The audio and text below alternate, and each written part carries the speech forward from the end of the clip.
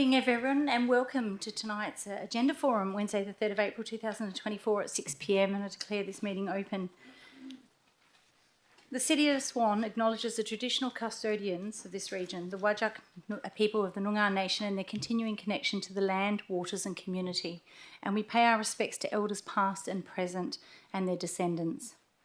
I'll just let you know that the terms and conditions of entry into this meeting are posted at the entry of the public gallery, and members of the public are advised to read them prior to attending this meeting and abide by them.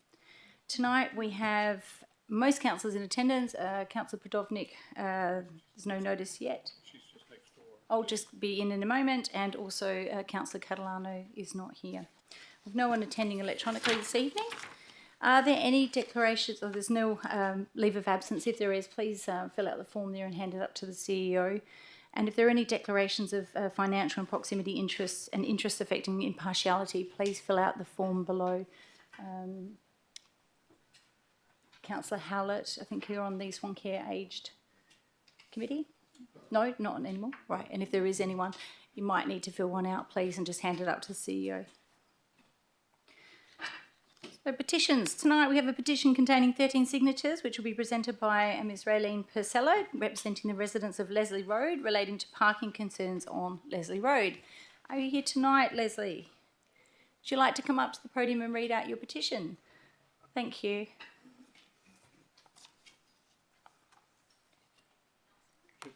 Just hit the button. Can you see the thing? Yep. Okay, good evening. Okay, so our petition is we, the undersigned, all being electors of the City of Swan, request the Council to change the parking rules on Leslie Road to no street parking on both sides of the street along the full length of Leslie Road, plus no verge parking signs on the west verge starting from the corner of Richardson Road to 12 Leslie Road. Thank you. Thank you very much. Thank you, Councillor Miles, for handing that up.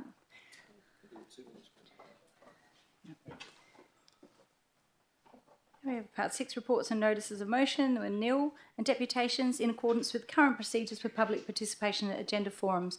So all requests were for in-person deputations were required by 6 p.m. on Tuesday the 2nd of April 2024, and all written deputations received by 3 p.m. Tuesday the 2nd of April 2024 were circulated with the preliminary agenda on Tuesday evening.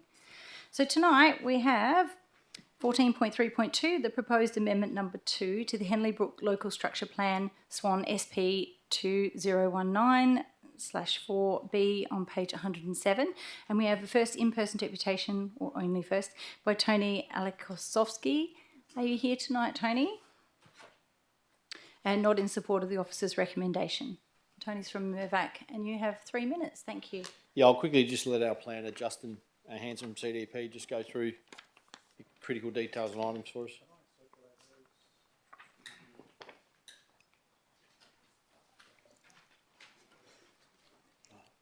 Oh, they're all there, Phil. Thanks. So the agenda items for the structure plan amendment for Henley Brook, Mirvac and CDP representing as town planners have made a submission to reclassify the Brooklands Drive to a neighbourhood connector, and thus enabling it to be considered as part of the DCP as part of a further process. So the proposal aims to rectify a shortfall in the road hierarchy classification of the original LSP, and that's exacerbated by the inclusion of more intensive land uses in the local area post-approval of the original structure plan, and those uses being a K-12 private college, the Islamic College, and also a third primary school in the area. So part of the city's rationale is that the road has never been included in the LSP, but for the reasons of the additional land uses, we think there's a nexus for inclusion. The proposal provides strong reasons for reclassification, and we note that there's some objections from other developers in the area. Those objections we consider to be null and void because the reasons why they're objecting to the inclusion contradict the reasons why their roads are also included, notwithstanding the road that they they are abutting, which is Andrea Drive, is about 1,200 vehicles less than what we're proposing as part of our inclusion of Brooklands Drive. The objection overlooks that a higher road classification can be justified for superior vehicle and pedestrian circulation, notwithstanding not exceeding the threshold of 3,000 vehicles per day.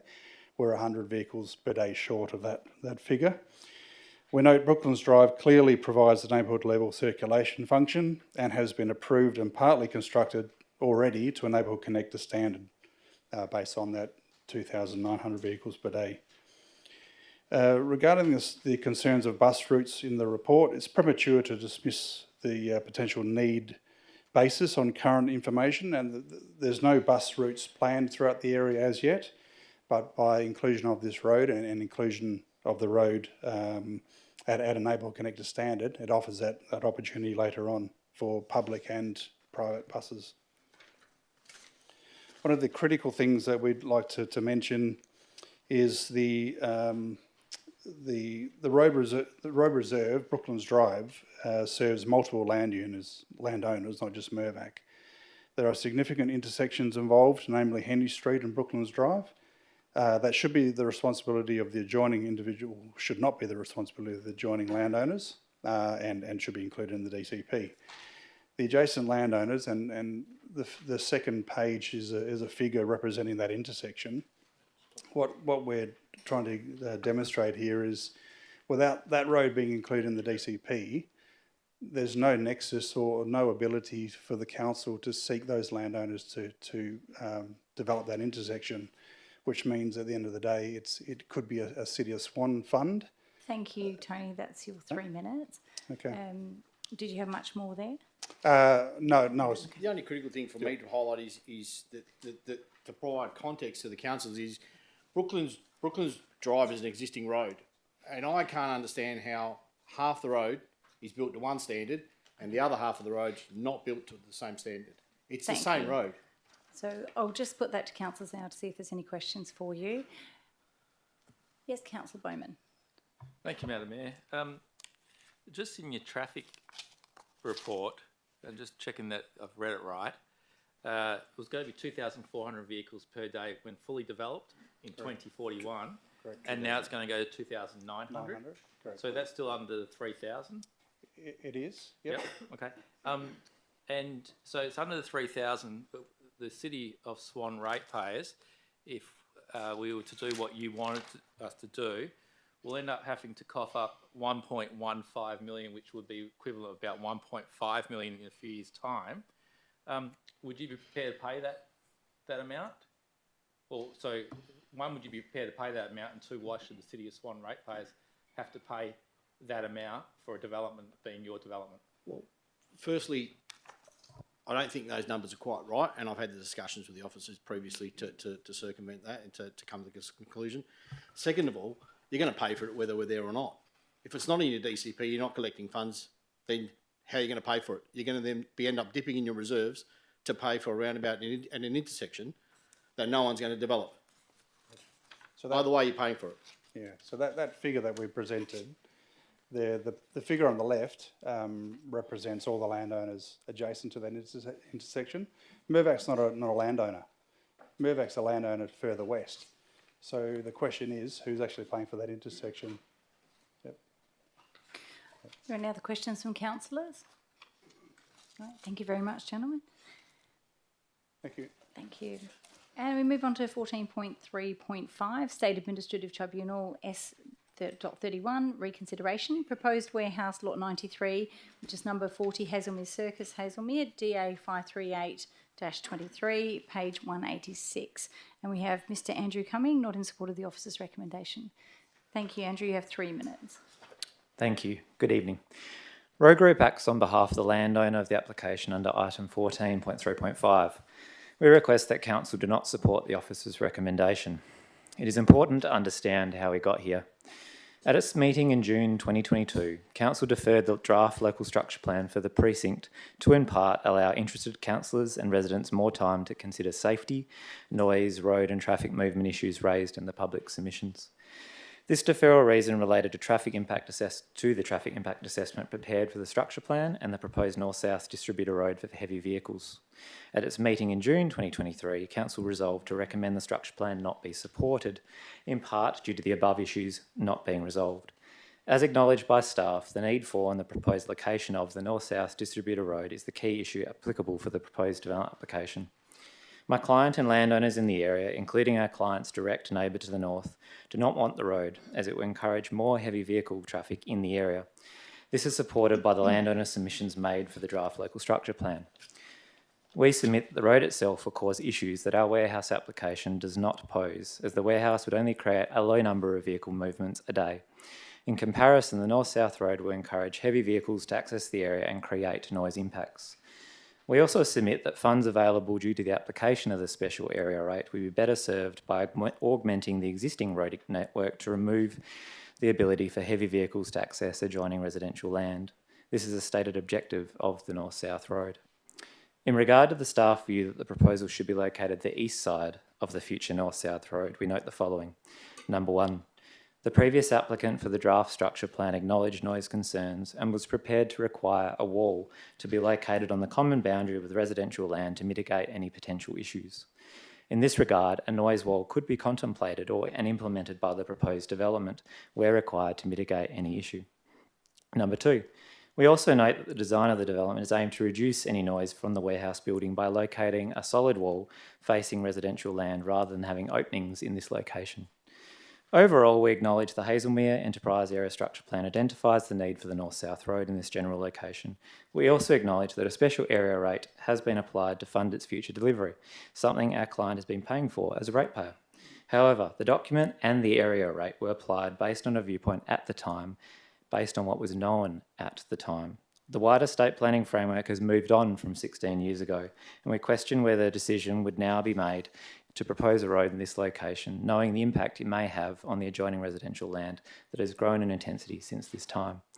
We therefore conclude by stating that there are cogent reasons to depart from the strategic planning framework and approve a development that has the capacity to deal with any issues of noise while also retaining significant vegetation and supporting local businesses at the same time. We therefore encourage Council to set aside the staff recommendation and approve the proposed development. We're here for any questions. Thank you. That was 2 seconds over. Councillor Bowman. Thank you, Madam Mayor. It seems like an easy solution is just to move it all east. It would actually negate the submissions that were received. Why are you against moving it east? Because of what was the remaining land used for. And we understand the road is in part to act as a buffer. We say the warehouse can act as the buffer and that the road is not necessary. Are there any other questions, Councillor? Of staff. That will come at the end of all the deputations. Thank you. Okay, I think that's the last one. Thank you very much for your deputation. Thank you and good evening. Okay, we move on to 15.1. Councillor Podolnik, revocation motion. Councillor Knight, proposed introduction of vacant land rating categories in 2024-25 on page 323, and we have in-person deputations from first Diane Arvino. Hello, Diane, and you have 3 minutes. Thank you. The motion for increased rates on vacant land was passed at the March Council meeting and should stand. There can be protection of those least able to afford an increase, as stated in the officer's comments, where they have outlined concessional measures available to council to protect first home buyers and those who have lodged building applications. The draft will also go to public consultation, which after collating comments may result in further concessions, such as what happened at City of Stirling approving a wider concession scheme.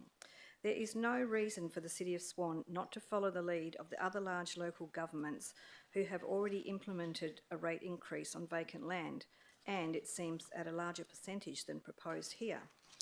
This rate increase targets those who land bank for many years with no intention of developing in the foreseeable future, to the detriment of neighbours and the suburb as a whole.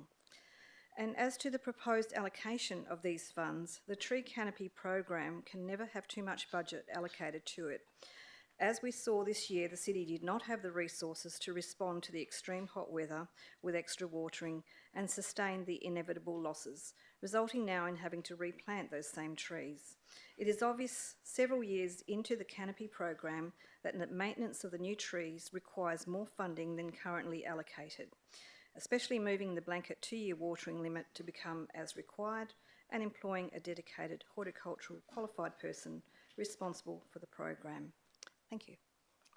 Thank you very much. Councillors, are there any questions for Ms Arvino? No questions. Thank you very much for your deputation. And we have a second deputation from Ms Kelly Ovens, not in support of the revocation motion. Thank you, Kelly. You've got 3 minutes. Thank you. Good evening, Mayor Richardson, CEO, councillors and city staff.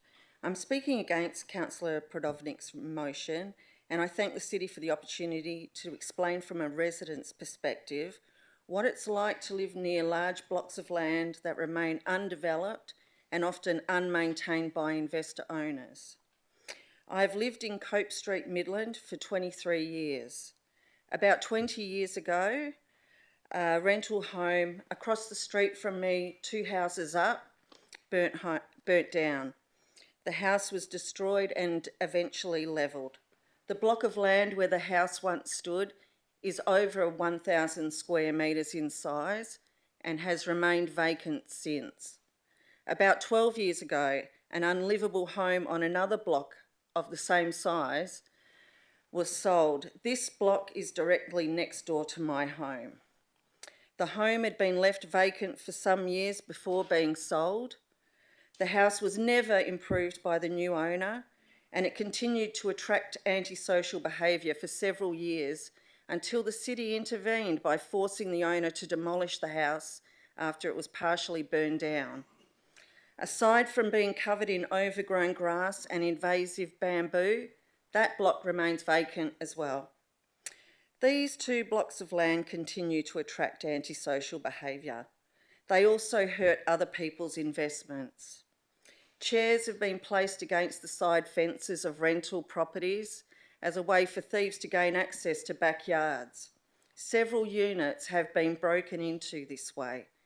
People regularly dump rubbish and old furniture into these blocks and on the verges. And again, it's up to the city and our ratepayers to pay for that to be removed.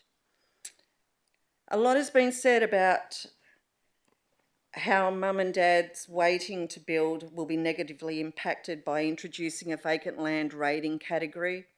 City officers have already offered their expert advice about how the city can mitigate this from happening to people who genuinely want to build. Other local governments have been doing this for some time.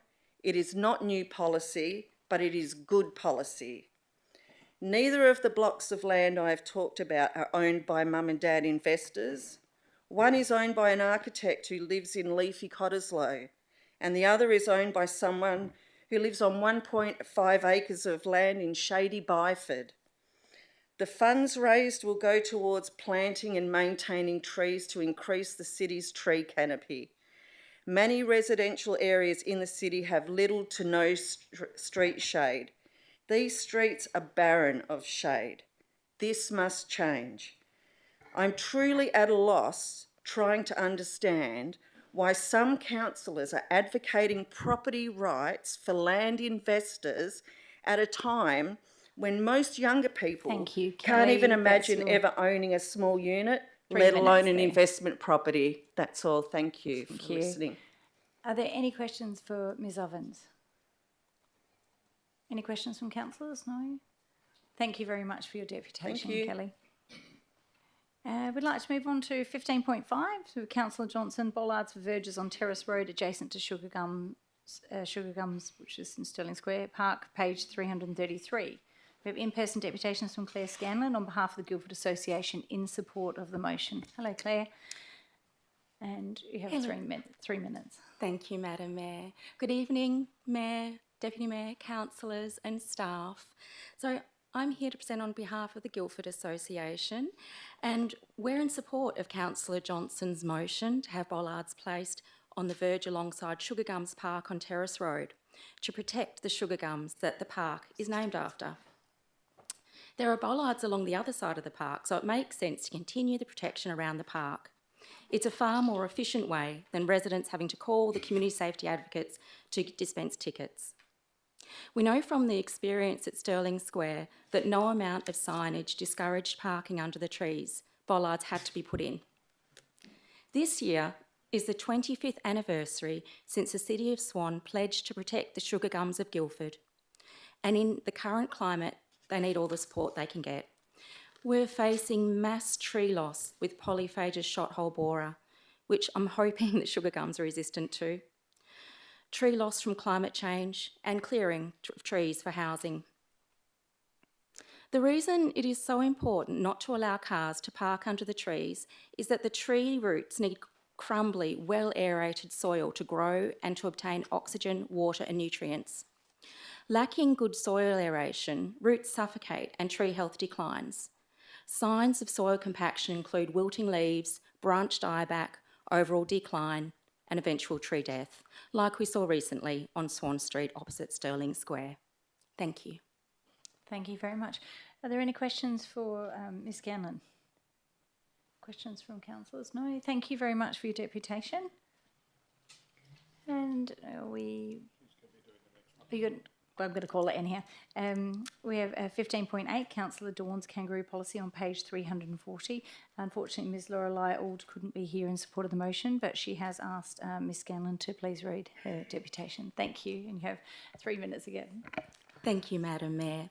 So, as you mentioned, I'm presenting a deputation written by Laurelie Auld. Laurelie says, "We live on a few acres, and when the subdivision behind our place started, I thought, I wonder what's going to happen with the native wildlife, and there was a lot. Long-necked turtles, goannas, bobtails, numerous birds, etc., and they either died, were killed by cars, or moved away until they were left in a small area of bushland. We've always kept an eye on the turtles though, and I was horrified to see their small and rapidly dwindling wetlands being reduced when I looked online and found it was supposed to be public space, so I assumed they could relocate through diminished in numbers, they could survive. But when I saw the bulldozers and tip trucks filling the swamps and surrounding waterways I had played in as a kid and had fed turtles there and watched them being buried alive was awful, I emailed, researched and rang whoever I could think of. I was really disgusted with the lack of response and the City of Swan's complete lack of care. What was once a beautiful little swampy woodland with a thriving ecosystem of turtles, goannas, lizards, blue wrens, bandicoots, frogs and more was buried and bulldozed with the supposed drainage area drying up within weeks. It was wrong and I'm ashamed to have been witness to it. I fully support Amanda Dawn's motion." Thank you. Thank you very much for reading that for Lorelei. Councillors, are there any questions at all for Ms Scanlon before she goes? But maybe not, because Ms Lorelei was unfortunately not able to be here. But if there is any questions, we can forward that on to her. Thank you. Thank you very much for that deputation.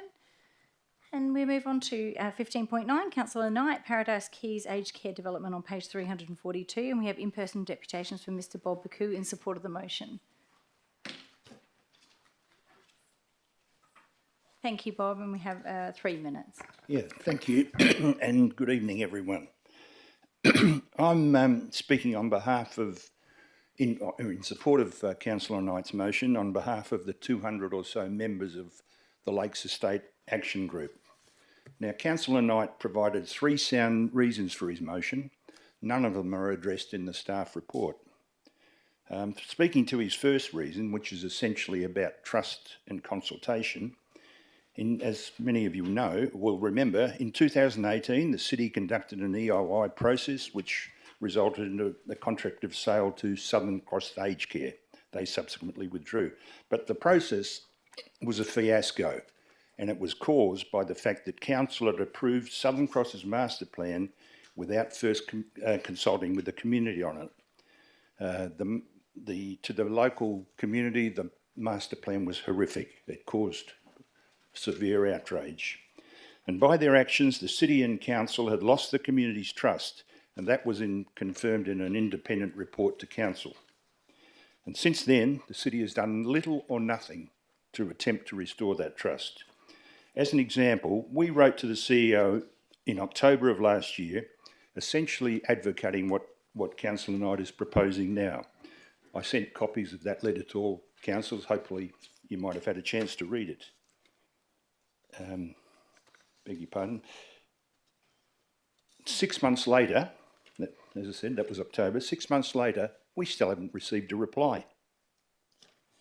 So now, adding to that, reading the SAFT report, as one of our members has said, it seems the city has learned nothing from the previous fiasco. So, an observation on the report, staff seem to think that Scheme Amendment 197 has addressed all the community's concerns. Well, it hasn't, because it doesn't cover the community's main concern, which is the architectural style of the development in the context of our well-established residential community. The consultants who wrote the independent report described it as sense of place. So to illustrate the point with the ridiculous, the amendment requirements could be met by the building of concrete boxes with purple polka dots. It doesn't cover such aspects as building materials, staggering of building frontages, roof pitches, location of driveway access to ensure the trees along Paradise Quays are protected. And that's because an amendment can't cover such things.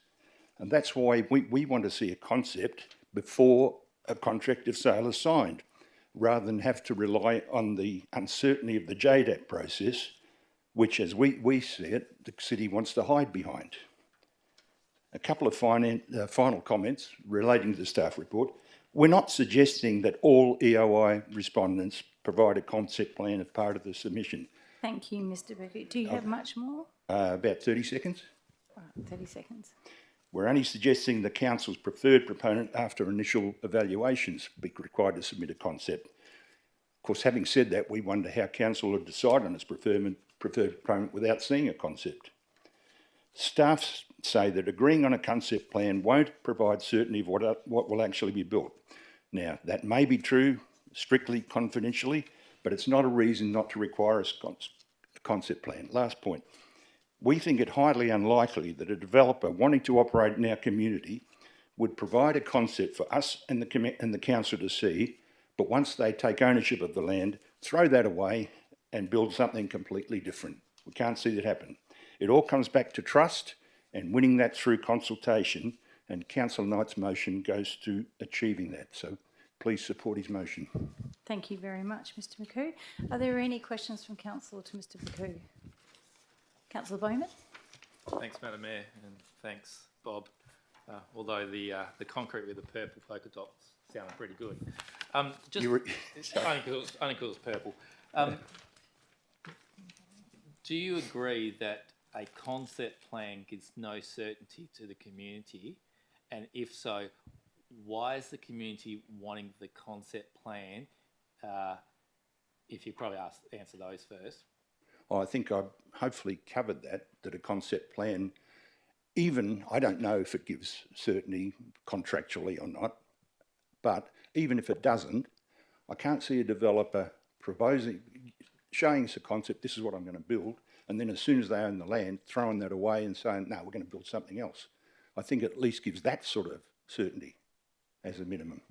Okay. Councillor Henderson. Thank you, Mr. McHugh. Let's say we don't do a concept plan and we put it on the market and get a developer. Mm-hmm. Whichever way you look at it, whether it's through the process you're looking at or through the latter, there's still going to be that ultimate SAT access point, if you like. Don't you see, or do you see that it's a blocker, if you like, for where you're heading? No, I don't think SAT the developer will have their chance to say what they want, and the SAT decision's out of our control, and it's out of everybody's control. It's out of the city's control. So no, I don't trust that the SAT process will come up with a result that's acceptable to the community, or perhaps even the city. Okay, that's really what I was trying to get to, so thank you. Thank you. Are there any other questions for Mr. McHugh? No? No questions. Thank you very, Thank very you. much. And thank you to everyone who came tonight in the gallery.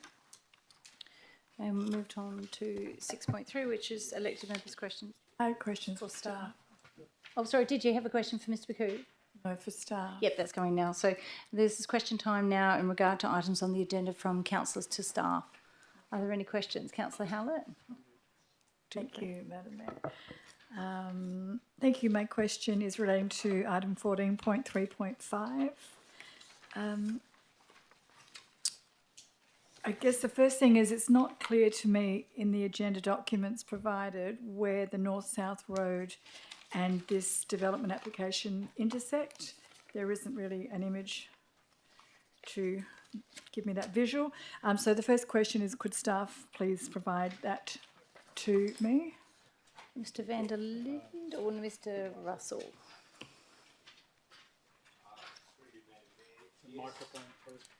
Yes, subsequently I will circulate a plan that depicts where the road would be relative to the proposed warehouse on the land.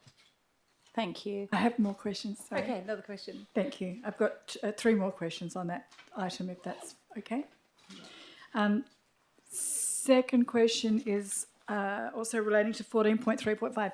Is it possible that the warehouse bulk could possibly act as a buffer to the residents in the west of the proposed north-south road? To you, Mr. Russell.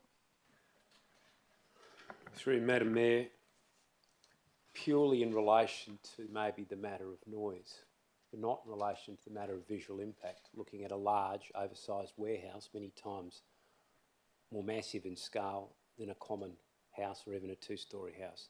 So it doesn't alleviate all of the intended impacts that you get with industrial development adjoining residential development. Thank you. Another question? Yes, please. As the north-south road has, as it stated, a nominal alignment, is it possible for the road alignment to alter prior to the road actually being commissioned? Through Madam Mayor, yes, it is possible to do so, but it doesn't accord with the intent of the road to serve as a delineation between residential one side for this precinct and industrial the other. And a final question. If that was the case, is it possible then, do you think, that the warehouse and the proposed north-south road could actually coexist? Through Madam Mayor, for all the reasons I would hope clearly articulated in the report, it doesn't do so in conformity with orderly and proper planning as depicted by adopted planning documents 15 years ago, which are still in effect. Okay, thanks. So we will get a map, Yes, correct, yes, indicating the visuals. Thank Send you. that out to councillors. Thank Thank you. you. Are there any other questions from councillors? Deputy Mayor, you had a question first? Yeah, thank you. Through you, Madam Mayor, to Mr. Russell, could we have a copy of that planning document from 15 years ago? Yes. Councillor Bowman? Thank you, Madam Mayor. Mine's first is on 14.3.1, and councillors may have seen the questions I've submitted to staff. The response was regarding a retaining wall, that the retaining wall has been issued a building permit by the city inclusive of its protrusion into the reserve laneway, and it appears to have been built as approved. A couple of follow-up questions on that. Is it normal that we approve retaining walls that protrude into a reserve of the laneway or a road? Second thing is, if there was an incident with that part of the retaining wall that's in city-controlled land, who would legally be responsible for it, and is it a liability issue for the city? That's my first question. Thank you, Mr. van der Linden or Mr. Russell?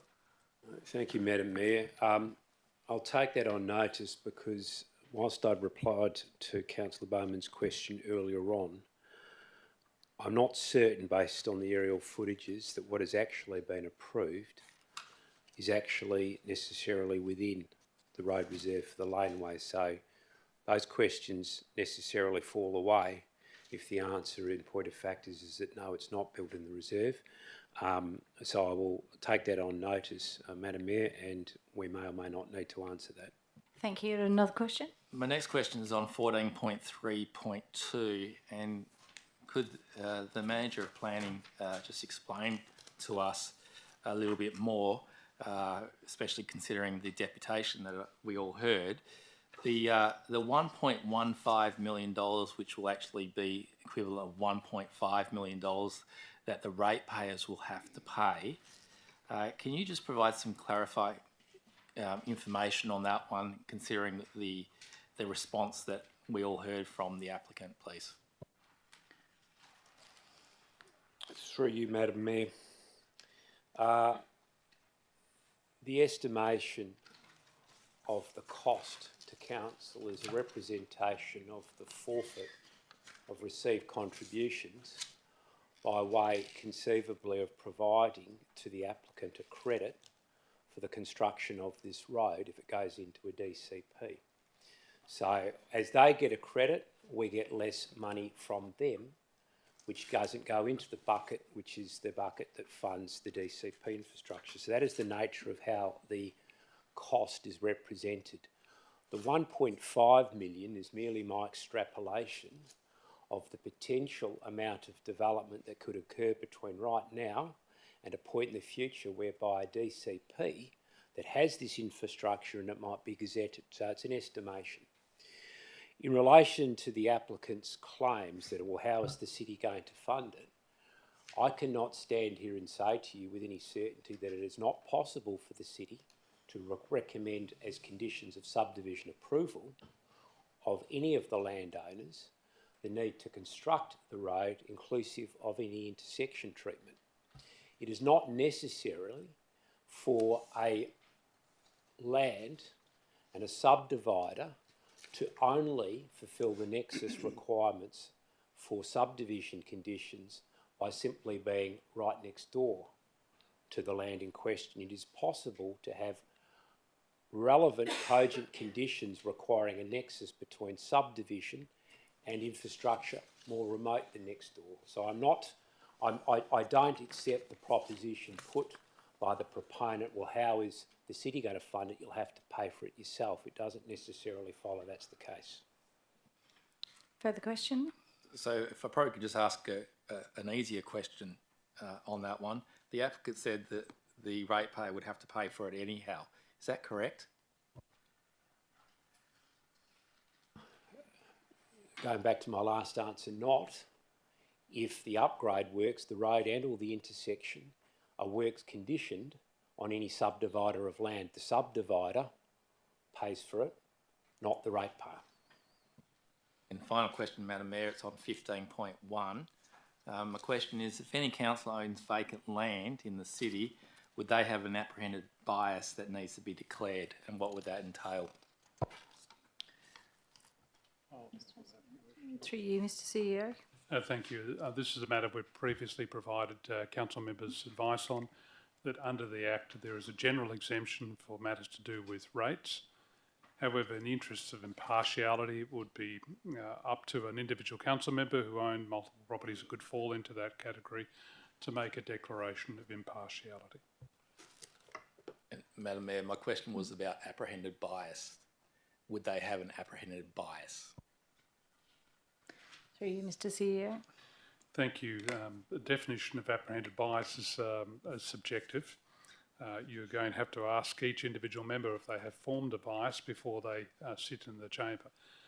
They would potentially have apprehended bias if they have published something to the effect that dealt with the motion prior to the motion coming to council, or made statement to that effect. In the absence of making any statement or publication, the views expressed by council members around the chamber are believed to be their own.